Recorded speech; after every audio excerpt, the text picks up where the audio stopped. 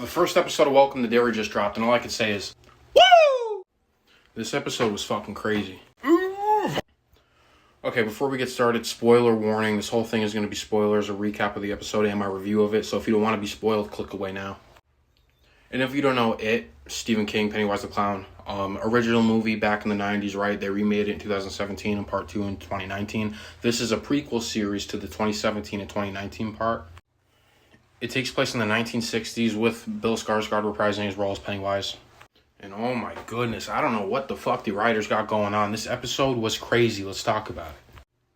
First off, the opening scene. Dude, I have not seen anything like that in TV probably ever. That was crazy. But anyway, the episode opens up with a boy right here. His name's Maddie, okay? And Maddie, you could tell he's a loner. He was sneaking into a movie theater to watch a film by himself, and they made comments that he does this quite frequently. He was chased out of the theater by the usher, finds himself walking the lone streets of Derry, hitchhiking, looking for a ride. He wants to leave town. And it's snowing, and dude, I just want to say the aesthetic. There's something about snow. I love it. I hope Spider-Man 4 is, snowy like the end of No Way Home. This, seeing Derry covered in snow and everything, I just love the aesthetic of it. The 60s vibe, it's a good time. But Maddie, right, our loner, who I think at this point in time we're going to be following throughout the story, he's hitchhiking for a ride and he's eventually picked up by a family. This is the family that picks him up and everything seems to be going great, right? They're going to take him out of Derry. They say that they're driving to Portland. Maddie's excited. The family's happy to have him. It's all a good time, right? Well, let me tell you, they changed the pace here so quickly, dude. They're having a good time, right? And all of a sudden, one of the people who picked him up in the family, one of their children, starts spelling words. He just wants to show off that he's a good speller, right? Nothing to it. Maddie, you see him sitting back there, sitting next to their daughter, okay? And she grabs like a Tupperware of food, right? It says liver on it. And she just sticks her fingers in it, starts smelling it, tries to get Maddie to smell it. It's like real eerie, right?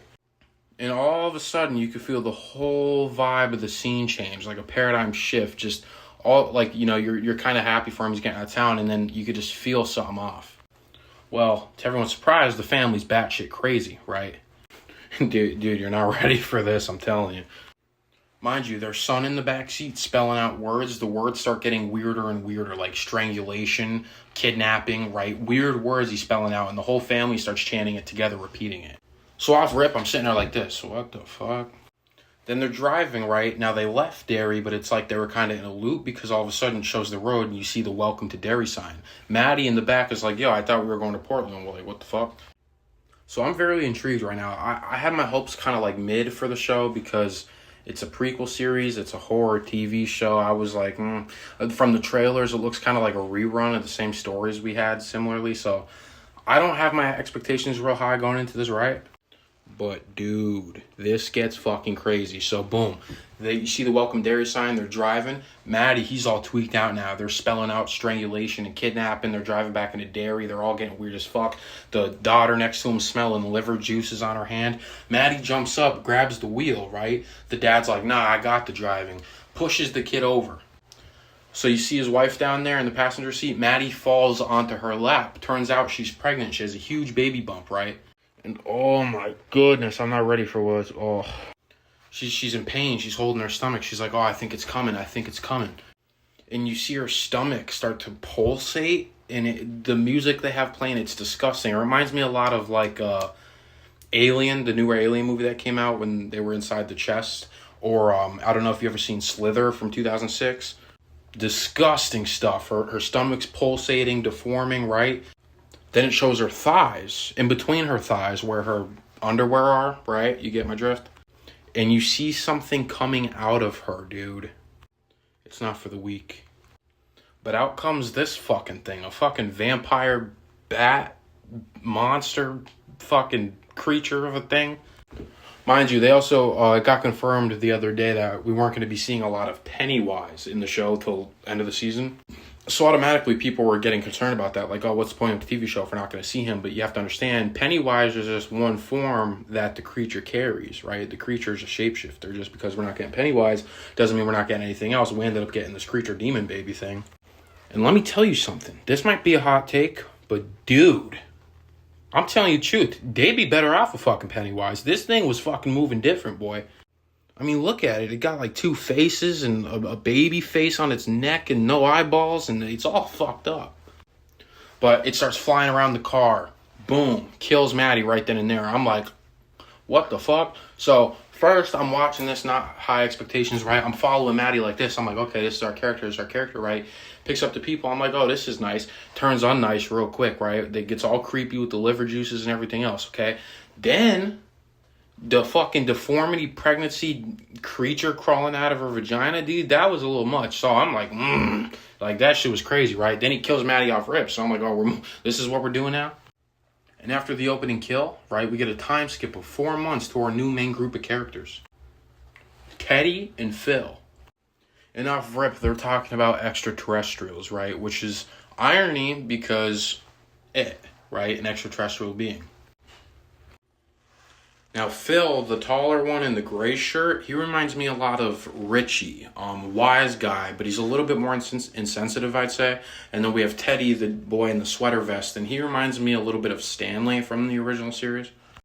But he's a lot more empathetic and understanding. He's grounded, right? But as I said, they're talking about extraterrestrials, right? And suspicious things happening at an airbase. That brings us to the airbase where we meet Leroy Hanlon, relative to Mike from the original series. And he actually talks about his family being in the military. And in the original movies, Mike always talks about how his grandfather always says the town is cursed, so I'm guessing that Leroy Hanlon is going to play a big part in the series. That also brings us to our next character, Lily. She's the taller female in the red sweater. Now, the kids around town, they don't really like her much. They call her Looney Lily, I believe. That's because an accident happened with her father years back, and they believe she had something to do with it. She gets picked on a lot. She doesn't have really friends. But we do find out that she was friends with Maddie. Nobody knew about it because Maddie, come to find out, didn't really have friends either. So they kind of found each other a little bit. It shows a flashback scene of them swapping bracelet charms, a turtle and a spaceship, right? Complete foreshadowing, because the turtle, if you're a book fan, you know, it's a nice nod to us. And then the spaceship, I think, getting at the extraterrestrial beings, right? But here's where things start to pick up again. Lily's in her bathroom alone, right? And what does she hear? Voices coming from the drain, similar to Beverly Marsh in the original series. And it's not just anybody's voice. It's Maddie talking to her. And as she looks down the drain, you see two little bloody fingers come up, and it's him, right? So now she's losing her mind. And she goes to her friend Marge, right? One of the only friends she has, and tells her all about it. And Marge essentially calls her crazy. She doesn't even want her to keep talking about it because everybody's going to look at them more different. So now she's like, oh, what the fuck do I do now, right? So she goes to Phil and Teddy. Oh, and the younger girl is Phil's little sister, who essentially just seems to be tagging along.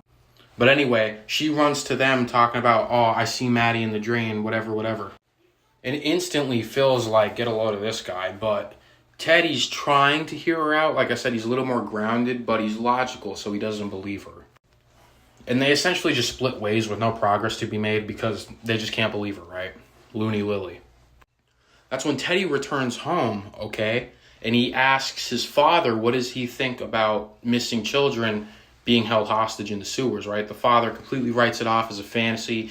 Get the hell out of here, you know. So Phil, or Teddy, my fault, goes to his room, right? And he's reading. His lights start flickering. And what does he see? His lamp, right? The lampshade on his lamp turns to human skin.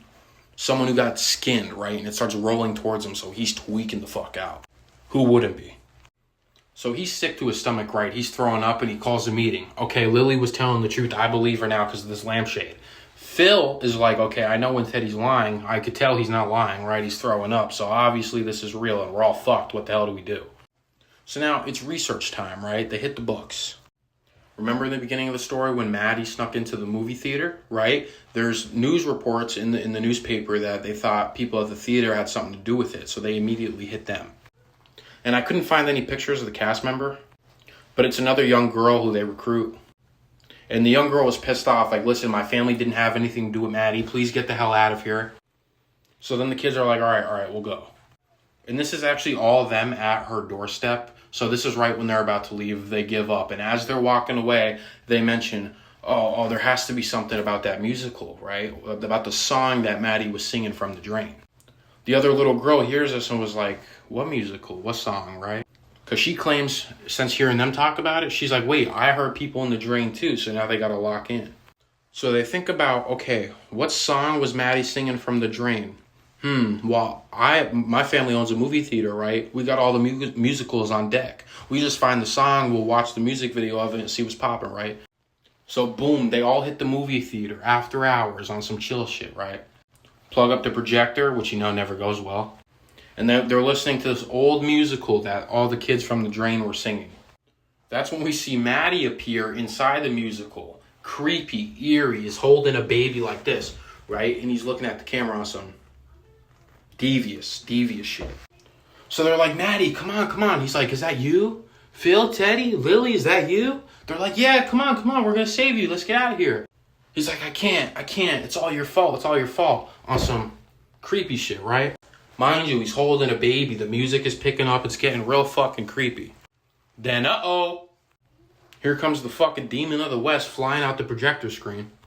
Which obviously is the same baby demon bat thing we seen it take form of in the opening scene. So now it's flying around the movie theater on timing. And to my surprise, dude, craziest opening I've probably ever seen in a show. Craziest ending I've seen in a show in a long time, right? It's flying around the movie theater and Pennywise is on him, her. Smokes them all. Teddy's the first one to go. I'm like, what the fuck? I thought that was our character. Boom, heads to Phil, starts ripping him apart. I'm like, dude, what the fuck? Phil's little sister and Lily are under the seats crawling to each other. She's like, give me your hand. The fucking bat demon comes down like, not today, grabs her fucking hand, rips it apart, smokes all of them. What the fuck is going on? That's where we get this scene. Lily was the only survivor inside the theater except for the daughter that she showed up with who owns the movie theater. She was in the back room with the projector and she luckily wasn't harmed. But them two are our last survivors. Every character we just spent time learning and locking in, becoming invested in, just got smoked. Just bodies all over the place. Just fucking killing everything that moves. I don't even know how she got out of there. She walks out of there, she looks down, she still has little Susie's hand in her hand. They wasted no time, mind you. This was all in episode 1. First, I'm thinking Maddie's our guy. The craziest opening ever. Wait till you see it. Better bring a bag and some tissues, boy. That shit is crazy, right? Then we get the whole other episode of all these new characters we're learning about, I'm starting to care for. And they're all smoked right in the premiere. I literally, right after the episode, I'm like this. Wow, that shit was crazy, bro. So let's talk about pros and cons, right? Like I said, my expectations were mid at best, kind of low, because from the trailers, it seemed like it was going to be a little bit of a rerun. So I was just like, I felt like they should have been further back in time, kind of like Prey in the Predator franchise. But boy, was I wrong. After that opening scene, I was just like this, locked in. Like, in the characters, for the short amount of time we had them, I was really enjoying it. It didn't seem like a ripoff of the original series. And then even the survivors at the end, the daughter of the family who owns the movie theater and Lily, I didn't catch her name. They both seem to be very compelling. They did a good job of going further back in time. It actually feels like it takes place in that time period. One of the things I disliked about the remake of the new It movies is even though it was set back in time, right, it still felt kind of like modern, if that makes sense. This doesn't. You get that old school like aesthetic from it. And then, like I said, the snow. I'm a big snow guy in cinema, right? And the whole aesthetic of the whole thing was just great. The scoring, the music, the way they have it set up for the horror scenes. The fucking creature demon baby thing. Dude, let me tell you something. Again, I said it before, I'll say it again. Might be a hot take, but I'm telling you now, these kids might be better off with the clown. I'm not lying to you. This thing was moving different. Opening fucking premiere episode and he smokes every single character. What the fuck? It was crazy. It was a good time. Even now, if you're watching this, I assumed you already seen the episode. And if you haven't and you go to watch it, I'm telling you, my words aren't going to do it justice. I'm telling you, blows the roof off the fucking place. This was a really fucking good episode. And I can't tell you, I am so excited for the rest to come. I'd probably give it like 4.5 out of 5 stars, if not 5. I enjoyed everything about this episode. Literally sitting there. There wasn't no falling asleep or, oh, this is boring or we seen this already. I'm telling you, they're moving different. But what do you think of the episode? Let me know down in the comments below. But I still can't get over it. The pacing, everything, phenomenal. But I can't wait for next week's episode, and I hope you're as excited as I am. Cause woo! Crazy. But anyway, subscribe.